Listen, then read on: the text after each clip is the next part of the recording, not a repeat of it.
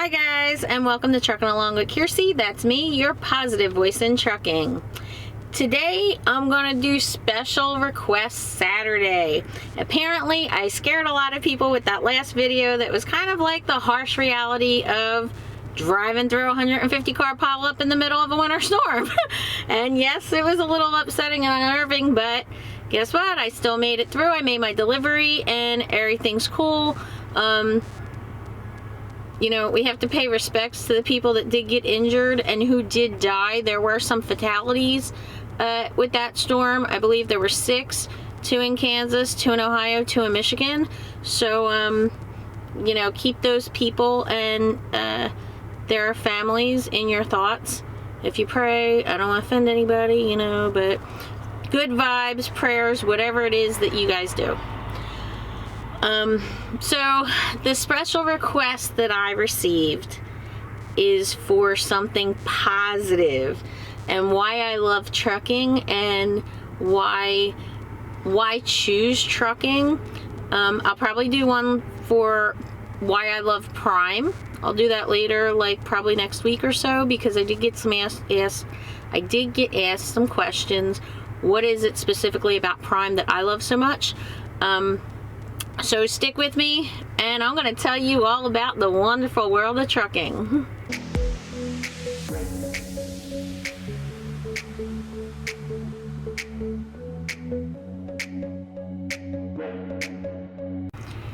One of the first things to realize is that every single thing you've ever bought in your entire life, everything that you've touched, as far as even if you know, other than plants and trees, but even plants or trees could be brought in by trucks. Everything's been brought in by truck. Think about that a second. Not only was your car brought in by a trucker, the parts to make the cars were brought in by truckers. The gasoline to fuel the cars were brought in by truckers. Okay, look around your living room right now. Your television, all those parts, your phone, etc., etc. All your food. There is nothing, even the construction of your home, all that lumber and concrete were all brought in by truckers. So I know some drivers, they get filled with pride thinking that the truckers are basically fueling America. Without the truckers, we wouldn't have commerce the way we have it. So basically, we keep America rolling. And I know drivers that are all like, oh, well, you know, I take so much pride in that. Okay, honestly, I don't care about that stuff. I really don't. There are other reasons down the list that I'll tell you why I really enjoy it. But because of all of everything that I just said, you know, you basically have a job for life once you learn the skill. And you don't need a college degree, and like just the job security is there. And if you watched my negativity video where people were just, you know, they sensationalize everything, you know, you'll see all kinds of articles and newscasts about, oh, well, this trucking company's closing and this one's closing a division and this one's blah, blah, blah. Well, you know, that sort of thing happens in any industry, but that doesn't mean the jobs are eliminated. A lot of times it's just moving. You know, if, say, like just right now, they were saying that Dean Dairy is going bankrupt, and it's one of the largest milk producers in the country. So they're really promoting that. But what they're not promoting is people replaced milk over the past couple decades with other drinks, with soft drinks, with power drinks, with protein bars, and people eat their dairy products now. So they're absorbing their protein in other ways, even almond milk, which we didn't have before. So even if the dairy truckers aren't driving or the dairy industry is slow, these other industries that are replacing it are now booming. So the jobs are just kind of moving. It doesn't necessarily, not the end of the world. Oh, well, the truckers are going to go out of business. No. And don't believe all that crap with the automated trucks either. Which leads me to another fact that there are so many different people in this industry that have left industries that have degrees. I mean, I have a degree. I have a degree in history and political science. I also have a degree in human and social services. I wound up going to the post office, and, you know, now I'm here, but I've also written and published books, which my links are down below. And, you know, there's just a really wide variety of people that are in the trucking industry. I've seen a lot of people move out of the IT field and come over into trucking. So, you know, if you learn the skill, you don't, even if you pay $5,000 or $10,000 for the schooling, which company sponsored's better, this video, but that's my opinion, the company sponsored's better. But you know, $5,000 or $10,000 invested in a local school is still so much better than investing $100,000 in a degree that may be worthless, that you can't find any jobs, because we do have jobs. That leaves me to another area. There is such a wide variety of different positions and different types of trucking jobs that you can do. And not even just trucking, but a CDL also covers buses. So I once joked with my mother. She said that I told her I was going to go load her apartment up and move her to Springfield. I was just going to throw it all in the back of a truck. And she said, just because you drive a big truck doesn't mean you could drive any truck. And I said, yes, it does. A means anything. CDL Class A. I can drive anything. But, you would have to go and test for a bus, but because we can drive as a Class A, we can drive Class B. You know, you could go get different endorsements, so you could do different types of loads, where you could do hazmat and fuel, and some people do the sand, and they do all kinds of things, logs and tankers, and, you know, the food, like I do refrigerated food. People are never going to stop eating. You know, even when other areas slow down, like Falcon Transportation that closed down earlier this year or last year, whenever it was 6-10 months ago, when they closed down, the majority of their product were auto parts. So when the auto industry went down, yes, they had all of their eggs in one basket, but those drivers were still able to go find jobs elsewhere. If you can get a whole year of safe driving and you can establish a record of dependability and reliability, you will find a job. Even if the company you're working at closes down, you will find a job. You will find a job most likely the next day. It's not standing in line getting, you know, an unemployment and trying to, you know, compete with all these thousands of people, because the longer you are out here and producing and establishing yourself with a great safety record, the easier it's going to be for you to walk in and get the kind of job you want.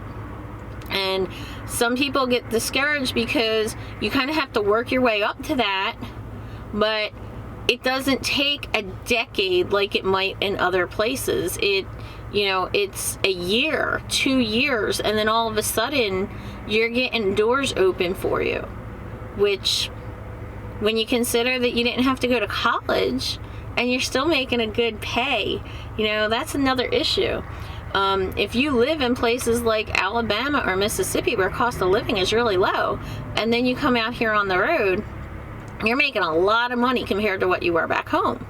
You know, I'm from the Northeast, so what I'm making now compared to what I made then, you know, it's kind of comparable. However, I have so much more cash flow because I got rid of my car and my apartment and all of my bills. So I pretty much live on the truck, and then I go home and see my family when I want to go home, or I take home time all over the country, which is going to lead me to something else. But there are so many different types of things you could do. You could drive. I considered going and driving a tour bus, because if I went to a tour company, I would drive all these people all around the country. We stop at all different kinds of attractions. They pay for your hotel room, they pay for your food, and you get to see the country, and you still get to meet lots of really cool people. Like, that sounds pretty cool to me. Maybe it's not quote unquote trucking, it's a bus situation. However, you know, you still have a CDL, you're still driving, and you're still making money doing something that might, you know, it gets you out of that cubicle and that office space that so many people can't stand anymore. You can get burnt out from that, but you can get burnt out from this too, which I do have a avoiding burnout video coming out this week also. So make sure you look for that. But there are different kinds of trucking jobs where you could do over the road, you could do regional, you can do local. They have what are considered to be local home every night jobs where you're, like in line haul, for example, you're going from hub to hub. So you're not really on the back roads and making deliveries to places. You're just basically shuttling trailers back and forth. And, you know, a situation like that, I would rather do that if I was going to go local, because I don't have to unload that trailer. Now, I mean, think about all the different places that you see trucks. Your local convenience store, your grocery store, you know, your pharmacies. Go just drive around. Everything has to be trucked. Pet stores and everything. Panera Bread, Starbucks. So some of these places have their own fleets, and then some of them, like, you know, basically contract out. But there's so much of a variety that once you get your foot in the door and you start learning about the different varieties and you can gauge what will work for you, you can pretty much write your own ticket. But you really, really, really have to protect your CDL. People don't understand you have to protect that license. Like 15-mile-per-hour speeding ticket is reckless driving. It's a big deal. It's a big deal. That could get you fired if you already have your CDL and you're driving. It could keep you from getting a trucking job. You know, refusing to take a drug test in the past or failing a drug test in the past can affect it.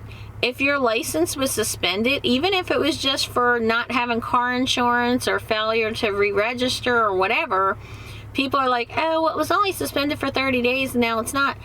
Trucking companies don't like that. They just don't like it. Their insurance doesn't like it, and it looks irresponsible. You have to treat your CDL as if it's a human being life form that you need to protect, like it's a child or a piece of gold that you want to make sure doesn't get chipped or tarnished, because that's your livelihood. And one or two screw-ups with, you know, speeding or DUIs or anything like that could really put an end to your career, or at least delay it temporarily until you build up enough time that you're basically putting distance between that infraction and your hiring. Why do I love trucking? Well, I love trucking because, number one, I really don't feel like I have a boss, even as a company driver. Greedy Mon Kenobi might not like hearing that. That's my fleet manager. But first off, he doesn't treat me like he's my boss. Could he fire me? Absolutely. You know, but he doesn't treat me like a subordinate. You know, it's not that kind of condescension or tone, like that talking down to. So first off, I don't get that. So just imagine that you've been working in an office where this guy is like over your shoulder all the time and going through every little thing that you do and harping on your mistakes. If that's the kind of environment you're in right now, when you come out here, you don't have that. You just don't have that. We have this little Qualcomm little computer thing that I can send messages in, and seriously, I have gone 2 whole months without talking to my fleet manager. Like, in 4 years, if he's called me 10 times, I'd be shocked. And usually it's, hey, could you know, go finish this load that a new driver ran out of hours and couldn't get it done? Or, I have somebody that needs to be trained. Are you willing to train? Are you ready to train? So, I tease him and tell him that he only calls me when he wants to complicate my life. When you're a new driver, There's all kinds of stress that you're learning to deal with. You have to learn how to deal with these different situations when they arise. But once you get past that, and it takes about a year, honest to God, just to not be nervous backing up. It can take a year. And to learn how not to be stressed out. Like my friend last night was at a plant and his load wasn't ready. So, you know, he's all upset because he wasn't going to there was no way he was going to make the delivery appointment. Well, if the shipper wasn't ready, there's nothing he can do. You just have to wait until the load is loaded and then give them an ETA, and that's it. Go to sleep. And they'll call you when it's ready. Like, when you stay up and you don't sleep and you're building your own stress, that's not dispatch putting stress on you. That's the driver. That's a new driver putting stress on themselves. So once you get to the point where you understand how to handle things, you don't feel that stress anymore. So yes, my last video, yes, that was stressful, but I still handled it and I got through it. But that was 3 days. That's not every day. I don't have that kind of situation every day. You know, that was really bad. My experience of what I was passing and going through in those accidents and seeing all that. And I was upset. You know, if you watch the video, you'll see that I was upset. But if you take into consideration that in 4 years, if I had a whole week that was like that, is that really anything in comparison to having that boss over your shoulder every day that's going through your different, you know, your work or your spreadsheets or your expense reports or whatever it is you're doing. Today, now I just delivered the final stop on that load. And if you see my windows, they're still disgusting because I didn't get to go to a truck wash yet. But I was really tired. That was an exhausting load. Driving, you know, it was like 1,800 miles or something on that load, which is normally no problem. But when you drove through 2.5, 3 days of nothing but ice and snow and wreck after wreck, and then you drove through, you know, I delivered in Newark and then Northeast Philadelphia, so those were tight backing situations and tough to get in and out of, you know. But now it wasn't just, okay, we're giving you a next load and you have to go running right away. I messaged my fleet manager and said, hey, you know what, I need a little bit of extra time today. You know, I want to decompress a little bit. Put me off until 8 o'clock tonight. I got out my customer at 5 or 6 o'clock this morning, I think, and told him, hey, I don't want to be bothered for a while. And all I got was, okay. So he'll send me a load and then we'll make some money and everything will be great. So how could you not like a job like that? We do drive according to the loads. However, a lot of these loads have enough time on them that you can manipulate your drive hours if you know how, you know, and that's part of your first year experience. But that a lot of people don't want to talk about. They don't want to hear it. They just want to go straight to local. But when you learn how to use your clock in a way that best suits you, then you're reducing your stress even more. So stress-free, anxiety-free, you know. The other thing is that, think about this, we see so much of this country. It is so gorgeous. Like, even in my intro, what do I have? I have pictures of mountains and, you know, sunsets, and that's our office. As we're driving around, we're looking at beautiful waterfalls and the Grand Canyon and sunsets and sunrises, and, you know, even thunderstorms are gorgeous.